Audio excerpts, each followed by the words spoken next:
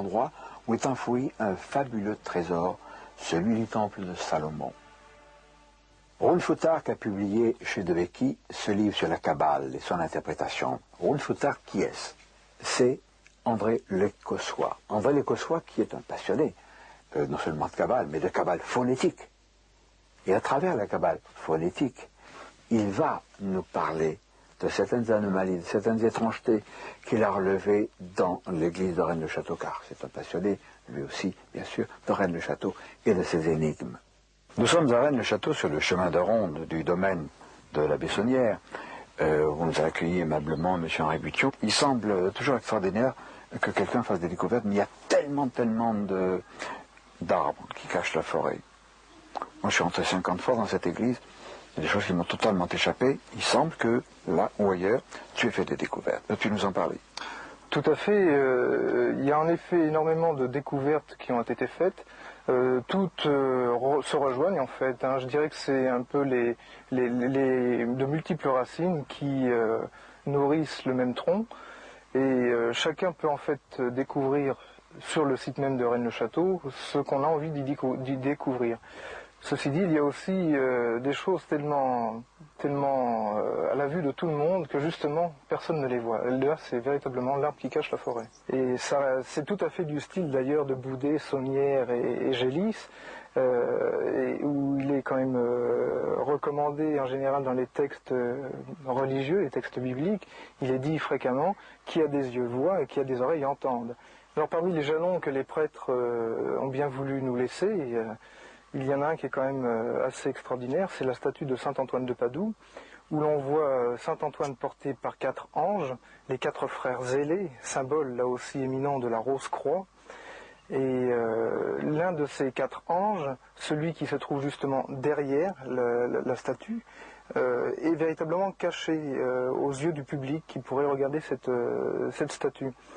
Or, lorsqu'on examine particulièrement bien ces 4 anges, on se rend compte que les 3 anges visibles ont exactement la même tenue, la même forme et surtout le même port de tête. Ils regardent tous les 3 en face d'eux. Or, le plus étrange, c'est que le 4e ange, celui qui est donc caché, a lui la tête tournée de biais, il regarde quelque chose et en plus il a un genou dénudé. Là, évidemment, les symboles sont importants. Un genou découvert, aujourd'hui, dans certaines sociétés initiatiques, le récipiendaire, à un certain degré, a le genou découvert parce qu'il est considéré comme non pas ignorant, mais relativement profane et qui va recevoir un enseignement. Voilà, exactement. Et là, on est d'autant plus conforté dans notre recherche, c'est que, étymologiquement, enseignement signifie être dans les signes. À nous de décrypter les messages codés. Alors, ce qu'il faut quand même souligner, c'est que ce ne sont pas des découvertes qui permettent tout de suite d'aller vers un trésor tant philosophique que matériel. Ce sont simplement des jalons qui sont véritablement des indices et qui permettent de relancer l'affaire, surtout qui nous indiquent qu'on est sur la bonne voie. Là, ce coup-ci, enfin, on est sur la bonne voie.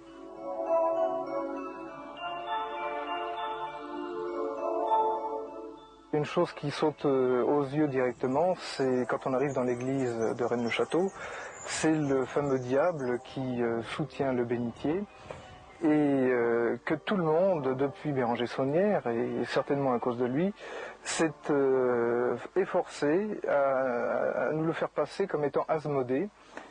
Et en réalité, on se rend compte, en regardant le dictionnaire de la démonologie, que ce diable-là, sa physionomie ne correspond pas du tout à Asmodée, mais à un diable qui s'appelle Eurynome. Or, en cabale phonétique française, Eurynome, ça donne Eur, il nomme. Et c'est un jalon supplémentaire qui nous amène directement sur la tour Magdala, puisqu'on sait, là, les documents et les premiers devis des entrepreneurs contactés par Béranger Saunière le prouvent. Béranger Saunière avait l'intention de nommer la tour Magdala la tour de l'horloge. Et là, toujours en cabale phonétique française, l'horloge, ça veut dire ici l'horloge. Il est intéressant de noter que la petite tour accolée comme une échauguette à la tour Magdala comporte 12 créneaux, comme les 12 heures d'une horloge. Ce codage kabbalistique, a une signification. Et nous allons rendre visite à mon vieil ami Guy Tarade, qui est un auteur de nombreux ouvrages et qui fait des conférences un peu partout, qui est un grand voyageur et un passionné d'étranges et de mystères. Guy Tarade, tu viens de publier aux Presses de la Cité Le dernier secret de Nostradamus, avec la collaboration de Alexandra Schreier, qui elle est astrologue. Elle est astrologue, mais c'est aussi une professeure d'histoire-géographie et une ethnologue, ce qu'il ne faut pas oublier. Comme quoi l'ethnologie et l'histoire peuvent mener à l'astrologie par des voies détournées. Tu n'es pas étranger à Rennes-le-Château. Tu t'es aussi, et ça paraît normal, penché sur cette énigme à multiples facettes. Oui, je me suis penché sur l'énigme de Rennes-le-Château, comme tous ceux qui cherchent dans le domaine du mystérieux inconnu. Et j'ai été frappé à Rennes-le-Château, où j'ai tourné un film, où j'ai monté un diaporama. J'ai été frappé par la décoration de cette église Marie-Madeleine, cette église qui ressemble beaucoup, je dirais, dans son décorum, aux chapelles peintes que nous retrouvons en Provence et qui nous ont été léguées par l'ordre des Antonins. On a l'impression que toute la décoration de l'église de Rennes-le-Château n'intéresse pas un trésor matériel, mais beaucoup plus quelque chose de beaucoup plus subtil, c'est-à-dire une connaissance totalement disparue aujourd'hui sur l'alchimie.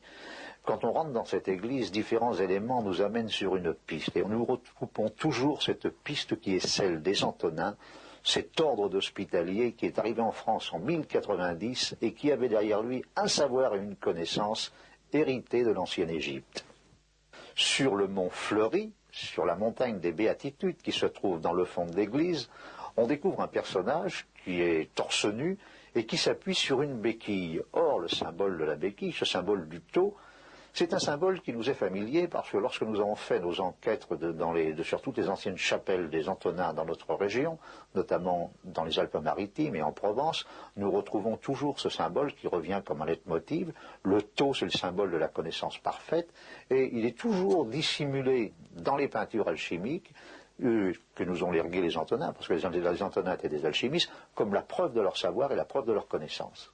Et alors, à Rennes-le-Château, est-ce qu'on peut là aussi parler d'un codage alchimique? Et bien sûr, il y a un codage alchimique à Rennes-le-Château. Et c'est peut-être pour ça qu'il faut revoir totalement cette église.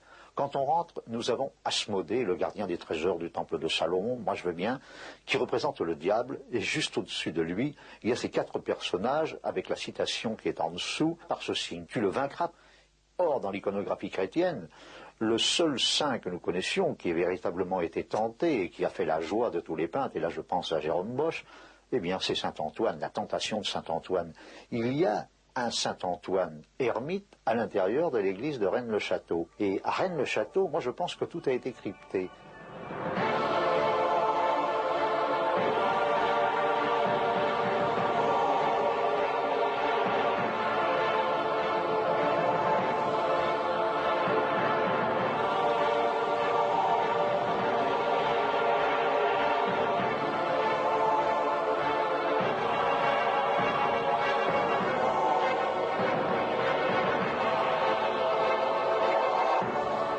Tout comme l'alchimie avait deux possibilités, 2 voies, ça a été une double voie. Il y avait le piège, c'est-à-dire l'or, et la transmutation des métaux, qui permettait une première sélection naturelle. Toutes les personnes intéressées par cet aspect matériel de la chose s'orientaient évidemment vers ce côté-là, mais il y avait l'autre côté, l'alchimie spirituelle, qui amenait là, des personnes qui faisaient des recherches, je dirais, désintéressées, en tout cas sur le plan matériel. Or, l'histoire de Rennes-le-Château est exactement basée sur les mêmes conditions, c'est-à-dire il y a une histoire de trésors en monnaie sonnante et trébuchante, et il y a aussi une histoire spirituelle qui, elle, est nettement plus importante. Et je dirais que l'affaire de l'or de Rennes-le-Château cache l'autre histoire qui est bien plus terrible et en même temps tellement plus importante pour l'histoire de l'humanité dans sa globalité.